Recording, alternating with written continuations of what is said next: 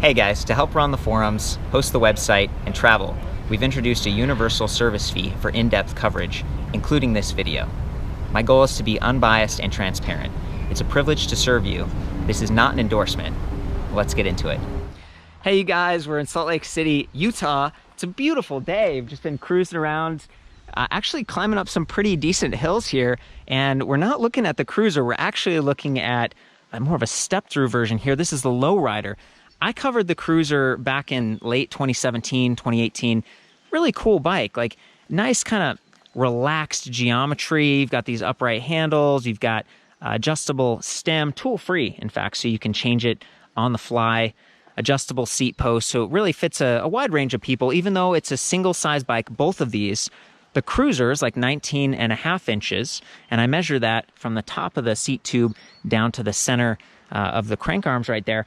This one, the low rider, it's about 18 inches. So it is a smaller bike. I've got the measurements for both of these back at the site, but it's essentially, you know, two different versions. And I must say, look at how sloped that top tube is right there. That does make it more approachable. You have a slightly lower standover height, but you still have that stiffness and kind of that masculine look over there with the cruiser.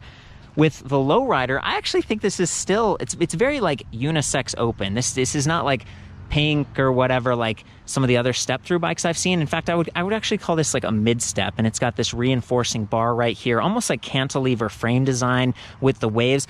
I think it looks awesome, and I like that, you know, they've got the matching black fork, black aluminum alloy fenders, extra wide, and they're giving you some great coverage for the Schwalbe balloon tires, Big Bend. These are 26 by 2.25, so they're actually 2.15. There's the marking for you. So they're a little bit wider, and they've got this city kind of a hybrid tread. I've done a little bit of riding on the gravel, and they feel good. They're really comfortable. When you combine that with a suspension fork and one with lockout, you really get a nice feel. It's comfortable, it's smooth, and again, the word relaxed comes to mind because when you steer, it just sort of floats. The way it's set up right now, I've got the saddle pretty low. I wasn't doing a ton of pedaling, and I was not getting full leg extension. And I did that kind of on purpose. It's almost like just kind of an easy rider kind of a feel. You know, the bars are up high, and you're just relaxed, not having to bend forward and kind of, you know, stress your back, your neck. I really like how this thing is set up, and the bars are a little narrower than some of the other cruiser bars I've seen that really sweep back. That can be difficult to get through you know, doorways and things like that. So there's an interesting mix, a little bit more nimble that way, but a little bit easier to get through garages and things like that. I like some of the different accessories that Magnum has chosen, like these Welgo aluminum alloy platform pedals. They've got the fixed pins, black, again, match really nicely. 48-tooth chain ring here with an aluminum guard, and that's going to keep the chain from derailing this way and kind of falling off if you're on bumpy terrain. And then they've got this like really nice minimalist cover. It's plastic, but it does have a piece of steel right here just to keep it sturdy. So that's going to protect your pant leg or your skirt if you're, you know, maybe you're a woman, you're wearing a dress or something like that. So again, this is a really approachable frame, and it's one that's going to keep you clean. We've got a pretty long chain, and that's because of this like slightly longer relaxed frame.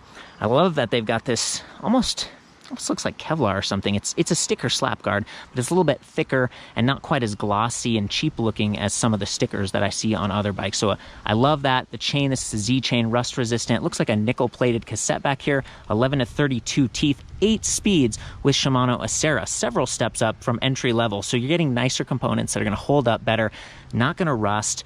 Several gears, so you can really dial it in if you do have to climb something, and you can help out. But the motor is very capable. This is DAS kit, 500 watt nominal, up to 700 watt peak with 90 newton meters of torque.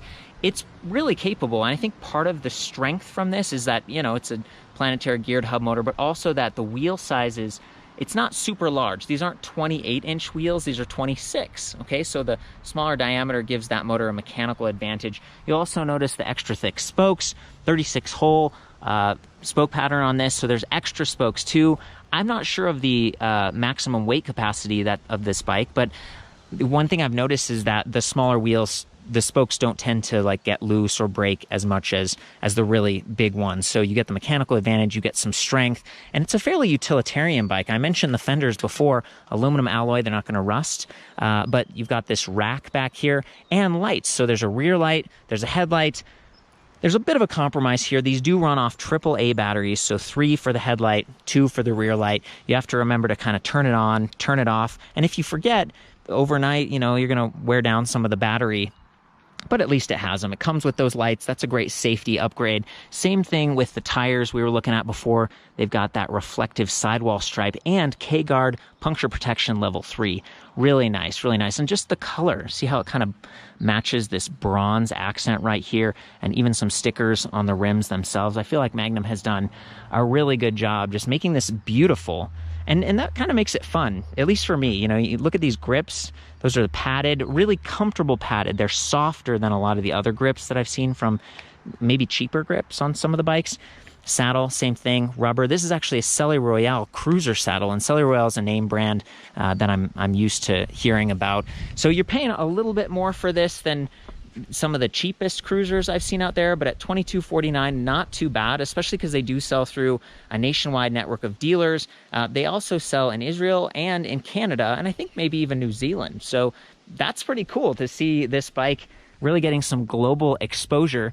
And at that price point, you get a comprehensive year-long warranty, you get dealer support, they're going to build it for you and everything, accessorize it. Down here, we've got a ProMax seat post. It's 300 millimeters long stock, and that, you know, some of these I see like 350 millimeter or 400 millimeter. The longer ones wouldn't necessarily go all the way down. You can see how the tubing slants forward, and that actually positions the cranks forward, which gives you that relaxed body position, and it allows you to have a lower saddle and put your feet on the ground and stabilize the bike. So for some people, especially if you're just going to kind of scoot around, you don't need to worry about maximizing your leg extension. It's kind of nice to have a bike where you feel stable. You stop at a stop sign or a stoplight, and you can touch the ground, no problem. And then when you put your feet forward, you get a little bit of extra reach. So it's a nice solution. I've seen this on other cruiser bikes, and it works pretty well. So anyway, 30.4 millimeter seat post diameter. And if you wanted to, you could swap this out with a suspension seat post, and that would pair nicely with the suspension fork. Again, the fact that this has lockout, that has preload adjust, so you can preload that spring and really optimize for your body weight, makes a lot of sense for me, and it's a pretty cool, it's very thoughtfully designed. I like that there are bottle cage bosses there on the top tube, so you could add like a folding lock, bottle cage. There's all kinds of different accessories, mini pump, but then it does come with this rack as well. And to be honest with you, this is not the final version of the rack. Everything else on this bike is finalized. I've actually pre-sold like a couple hundred of these to dealers, but they wanted to get the rack right. And part of what they're optimizing here is where it's positioned. So see how right now it's actually coming into contact with that saddle. The final version is going to come back a little bit further, so you can take that all the way down and get a really nice minimum saddle height. Definitely appreciate that. The rack having the light, having these bungee loops and stuff. And you can see this rack over here, it's slightly different. It's got the bungee rack cable connected to it, but same light, very similar setup. They also both have this derailleur guard, which is nice because they do ship these sometimes. And if it arrives to your house and you need to do some assembly or something, you want to have all the nice bits taken really good care of, or if it tips over on the trail. So, you know, there are some trade-offs to this bike, like aesthetically, their motor controller, it's metal, but it's right there. It's just kind of bulges out a little bit. I think it's pretty well protected. You can see that there's a fender that's going to keep it from getting like water and mud and stuff kicked back onto it, but it is a little bit more exposed. Also, because of this like raked out head tube angle, and this is tapered, by the way, it's a pretty nice setup, but because of that like relaxed position, if you even just tip the front a little bit, see, it kind of like, you know, it sort of tips to the side. It wants to turn a little bit, and that's just how these are. I like that they've got quick release on the front wheel just in case you need to do some service. The back doesn't have that setup. It's just bolts and a threaded axle, which is kind of the way you need to go if you've got a hub motor like that.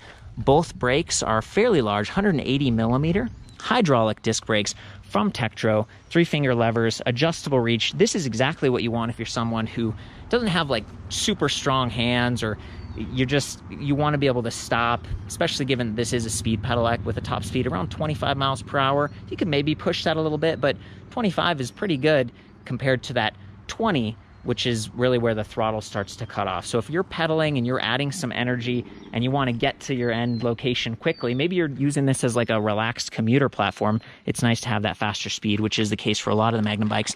And then down here, if you see that little plastic ring right there next to the crank arm, that is a sealed cadence sensor. So it's smaller and it's a little bit more protected than some of the bigger, older ones with a lot of little magnetic dots on them. This is definitely the way to go. It's very responsive. And then the kickstand, it's sort of mid-frame mounted. And one of the things I complain a lot about is pedal lock with these, but look, it just reaches, you know, as long as the pedal, you know, and pedal almost kind of like clears itself. See, it kind of bonks out of the way. This is adjustable. We've got it tipped to the side a little bit more right now because this is straight from the showroom and they just want the bike to really be stable before people go out and test ride it. But it's a nice setup here. This bike weighs 59.9 pounds with everything you see here, including the not quite final version of the rack. About 9 pounds on this battery pack, 10-ish pounds on the motor. The battery can be charged on or off the bike, which is really nice. There's a little plug right here, but keep an eye on this because it's right next to that left crank arm. So if you do spin those cranks, it could kind of, you know, bend or make contact with the charging port. So there's a key right here, locking cylinder. You could unlock it. You could take that battery off, store it in a cool, dry location. Extreme heat over time is just kind of hard on the cells, but they do use nicer Samsung, LG, or Panasonic cells, depending on which batches are available, because they go through a lot of batteries. And there's the charger. It's about 1.5 pounds.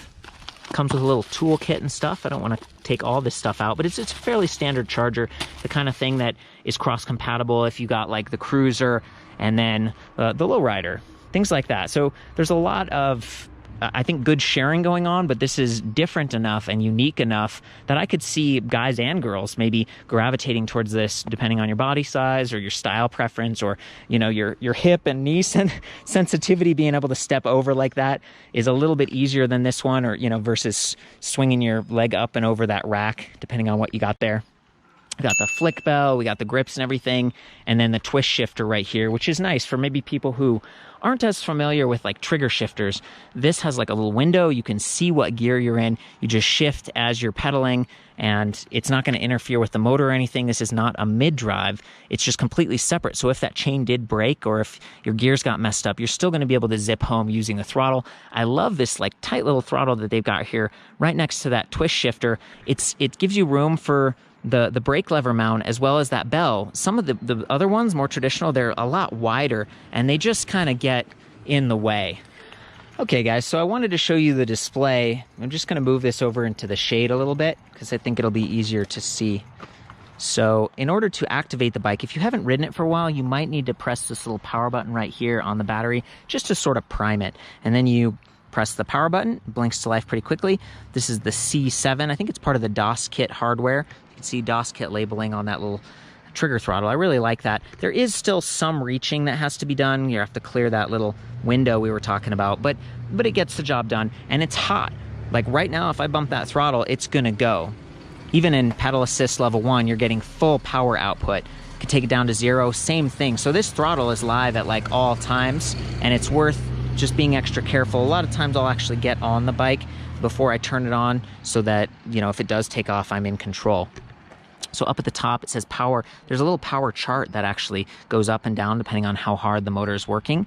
And if I press the power button, the backlighting happens. You can see a little light indicator, but again, that does not turn on the lights that are, you know, on the rack and the headlight. Those are completely separate. You have to turn them on manually. So that's one of the trade-offs I talked about. Also, this stem, these Pro Max stems, are pretty good. You can get in there and tighten them over time, but if you notice it's getting loose, definitely do some service. Take it to your shop or whatever, because they can get even more loose over time and then kind of wear down some of those ridges and not be as stable. Current speed, pedal assist level goes all the way up to 6, which is pretty cool, and then it goes around, so back down to 0. So you don't have to go click, click, click, click all the way down. Although it doesn't seem like minus takes you in reverse from 0 back up to 6. So if you go past 6, you got to go all the way back up. There we go, 6. Battery management system, that's voltage, so 48.7 volts. This is a 48 volt, 13 amp hour pack, 624 watt hours, more than half a kilowatt hour. It's pretty good, you know, and again, in this price range, you're going to get decent range and probably even a little bit more because it's not powering lights, although most lights these days are just like little LEDs. It's not much power draw. Odometer, timer, trip 1, trip 2. You go through those by clicking set. There we go. So there's a lot of good information here, and there's even a walk mode. If I hold the minus key for a second, it just kicks on. There we go. Nice.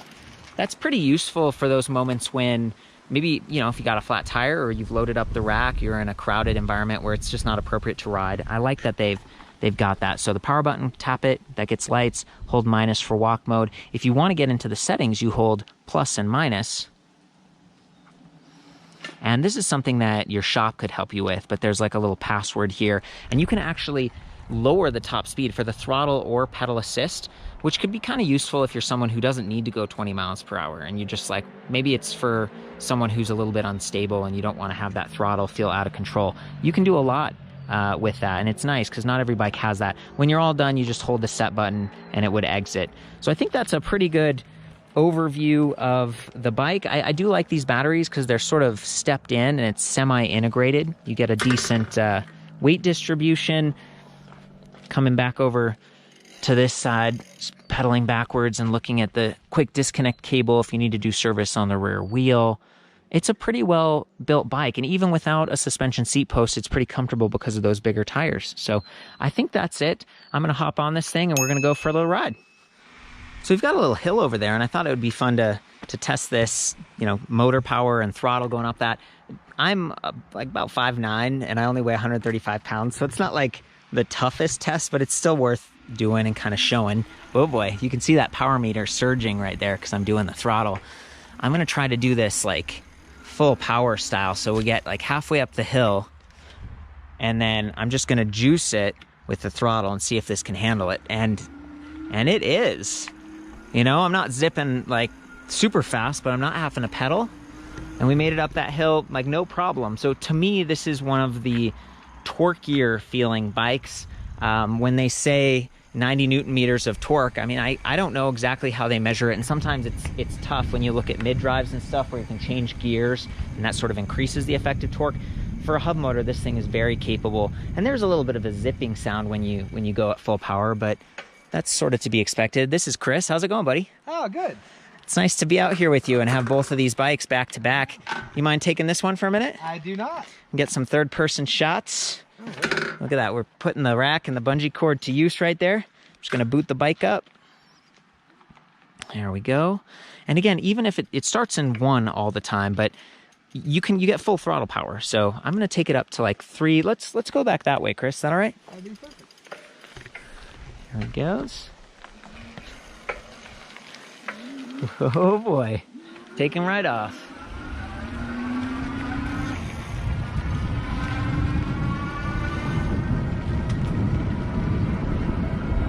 Such a beautiful area to be riding.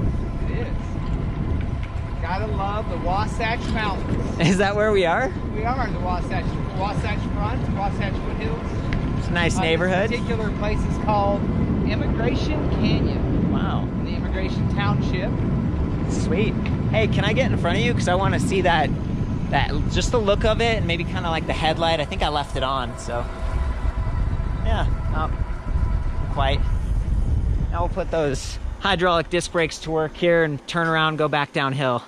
I'm noticing that, you know, the reach on the lowrider is a little bit closer, even though the stems are in similar position. It's a little bit easier for someone who isn't as tall. And, you know, if you look at Chris right here, he's reaching out and he's kind of got that upright body position we talked about, and he can put his feet down, but he's still getting decent extension. I feel, what was that called? Kind of a foot forward position? Pedal forward. A pedal forward design, or flat foot design. Flat foot so you can put your feet on the ground. It also reduces a lot of the stress on your knees, hips, and ankles. So it's great for people to have knee replacement, hip replacement, that are looking to just get that their doctor's looking for them to get more range of motion exercise rather than just real load bearing exercise. It's great for that. Okay, well, cool. Thanks, man. Here we go. This time I'm going to show you guys the motor.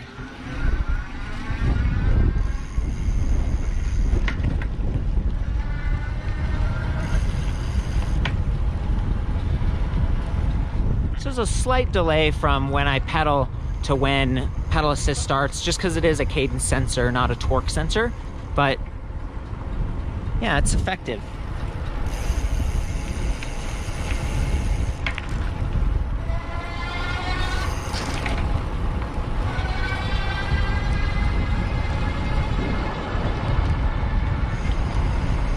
Beautiful.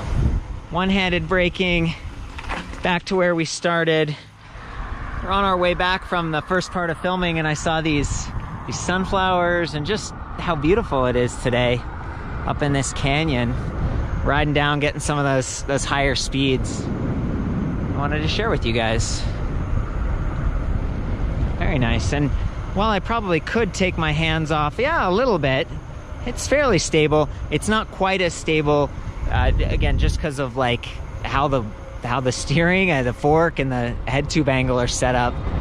So I would recommend keeping both hands on the wheel, or on the bar, as it were. And like what we were talking about this earlier, but this bike is available. It's out there in the world, and you can get it from your dealers. I'd love to hear back from you. Maybe you've got the Cruiser, or you've got the Lowrider. You've got some feedback about how it's working for you. Seems like a great bike, and I guess now they're just sending out the final version of the rack to customers who already got the bike, so it's pretty sweet. There we are.